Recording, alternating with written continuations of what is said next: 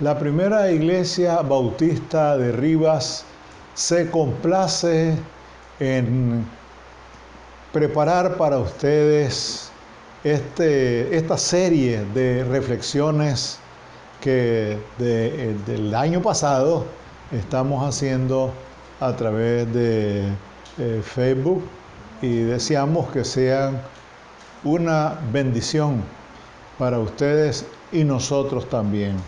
Estamos muy contentos, muy alegres y agradecidos con Dios porque Él nos da nuevamente la oportunidad de estar con ustedes. Hemos estado haciendo una serie de enfoques relacionados con la naciente e incipiente, diríamos, Iglesia Apostólica, que nace después del Pentecostés. Y se han dado ya una serie de situaciones muy particulares y que en alguna medida han estremecido la ciudad de Jerusalén, y esto ha provocado las reacciones de distintos sectores de la sociedad de aquel entonces. La última vez nos detuvimos en una medida disciplinaria demasiado fuerte, dura, porque empezaban a darse también ciertas desviaciones en algunas personas, y en este caso en un matrimonio. Ustedes recuerdan Ananías y Zafira. Ellos le mintieron al Espíritu Santo, como dice la palabra, y eso provocó que se tomara una medida muy drástica, tan drástica que estas dos personas o este matrimonio se murió. Este matrimonio no pudo avanzar en la vida cristiana por su comportamiento indebido. Cualquiera podría preguntar, y con mucha razón, pero ¿por qué Pedro tomó esa medida tan dura, tan enérgica? Es que estaba empezando a desarrollarse, a crecer, a avanzar la iglesia, y era conveniente sentar un precedente para que en el desarrollo, en el avance, las cosas caminaran de la mejor manera posible. Entonces, lo interesante y bastante curioso, diríamos, del asunto es que después que se da esta medida disciplinaria en la iglesia naciente, se multiplican los convertidos. Desde luego, cualquiera podría pensar, ¿no sería que la gente estaba tan asustada, tan asombrada por lo que había sucedido, y por eso es que se están convirtiendo ahora al Evangelio? Y eso le ha movido, le ha sacudido de tal manera que prefieren andar en los caminos del Señor antes de verse enfrentados a una disciplina muy fuerte. Y en Hechos de los Apóstoles, capítulo 5, a partir del versículo 12, dice lo siguiente: y por la mano de los apóstoles se hacían muchas señales y prodigios en el pueblo, y estaban todos unánimes en el pórtico de Salomón. Después de esa medida disciplinaria, siguen los milagros, siguen las señales, siguen todos esos prodigios. Y algo muy interesante es que dice aquí en la palabra, y señales y prodigios en el pueblo. Fíjense que no hay discriminación de ninguna especie. Aquí los apóstoles no preguntan de qué lado están, con quién están, si son afectos al Sanedrín o no lo son, si son de una corriente o son de otra, sino que sencillamente había una proyección de la iglesia hacia la comunidad. Eso es algo muy valioso en el ejercicio, en el desempeño, en la misión de la iglesia. La iglesia no puede ser discriminatoria, porque el mismo Jesús, cuando Él hizo muchos milagros, nunca preguntó la procedencia, la filiación de esas personas. Y ustedes recuerdan perfectamente cuando Él sanó a los 10 leprosos. Y fíjense que no todos los leprosos eran judíos, sino que había uno que era samaritano. Y lo más extraño del caso es que el único que fue capaz de regresar donde Jesús para darle las gracias, para reconocerlo a él como el hacedor del milagro, fue un samaritano. Eso pone en evidencia que Jesús no hacía acepción de personas, como muchas iglesias, es bastante lamentable, lo hacen, y lo hacen desde el punto de vista, fíjense ustedes, del sexo. ¿Cómo así? No permiten algunas que las mujeres tomen parte en la liturgia. No aceptan que las mujeres prediquen. No aceptan que las mujeres den una enseñanza. Entonces, ¿qué pasa? ¿Qué pasa cuando se procede de esa manera? La misma palabra de Dios dice que Dios no hace acepción de personas.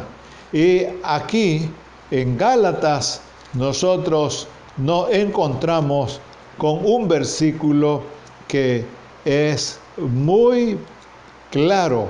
Dice, ya no hay judío ni griego, no hay esclavo ni libre, no hay varón ni mujer, porque todos vosotros son uno en Cristo Jesús.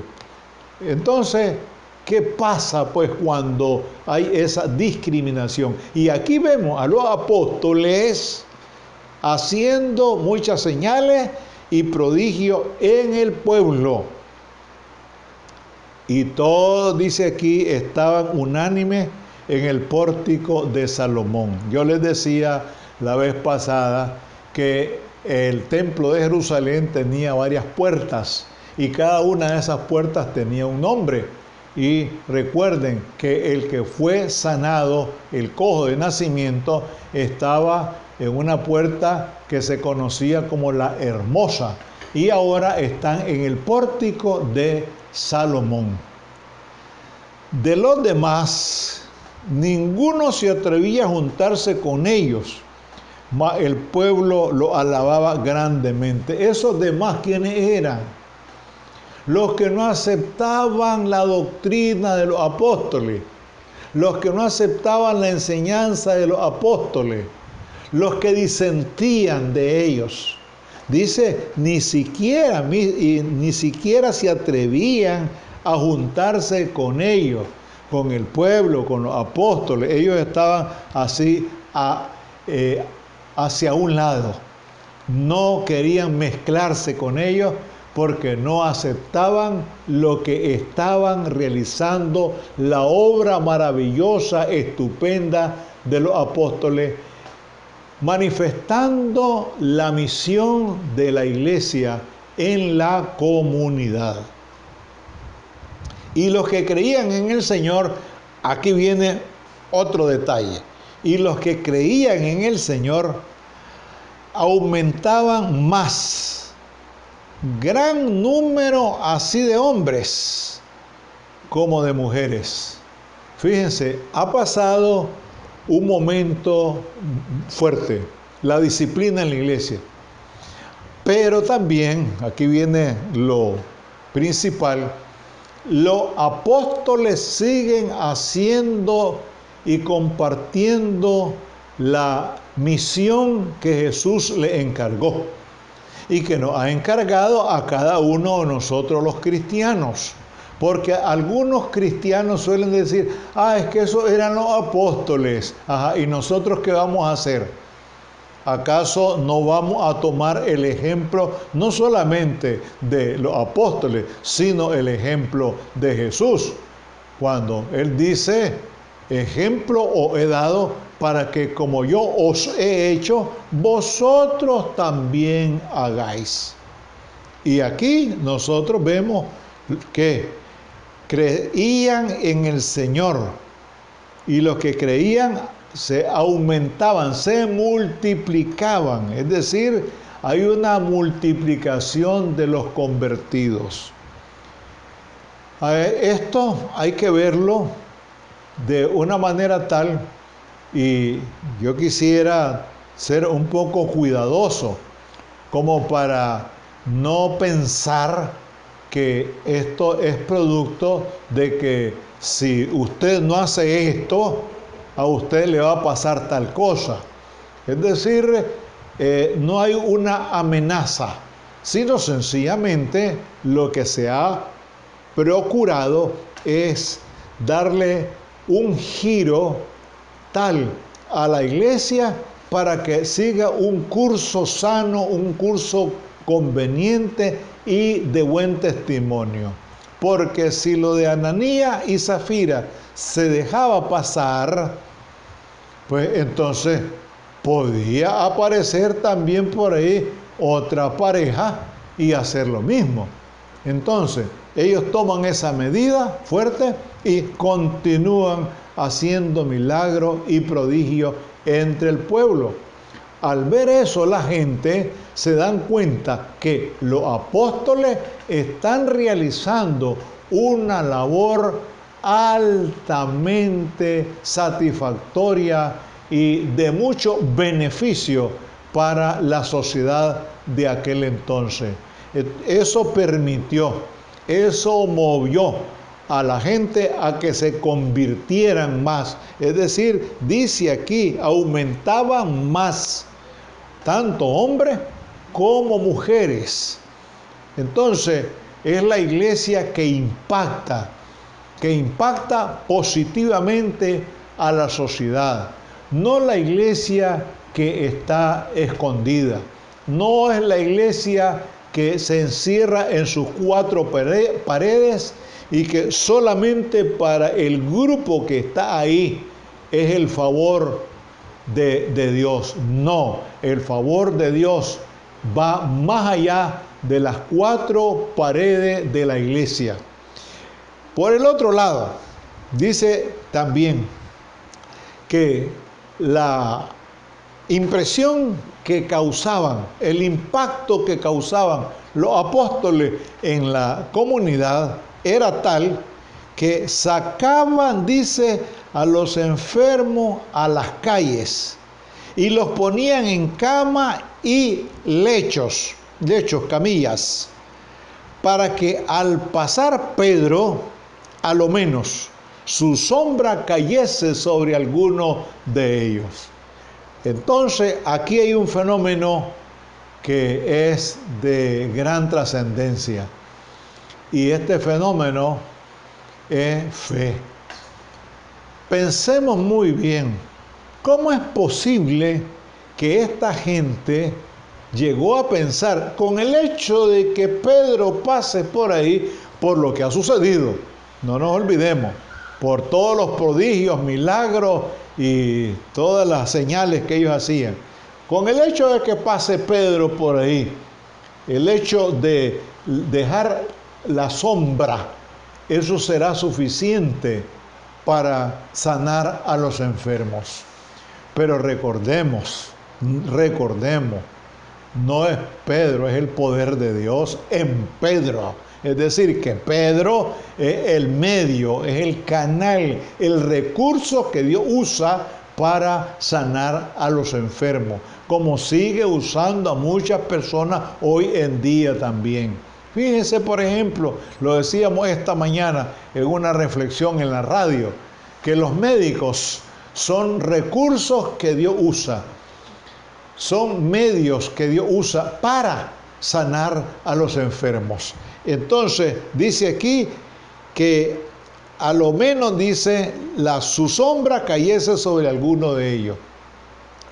Y aún de las ciudades vecinas, muchos venían a Jerusalén, trayendo enfermos y atormentados de espíritus inmundos, y todos eran sanados.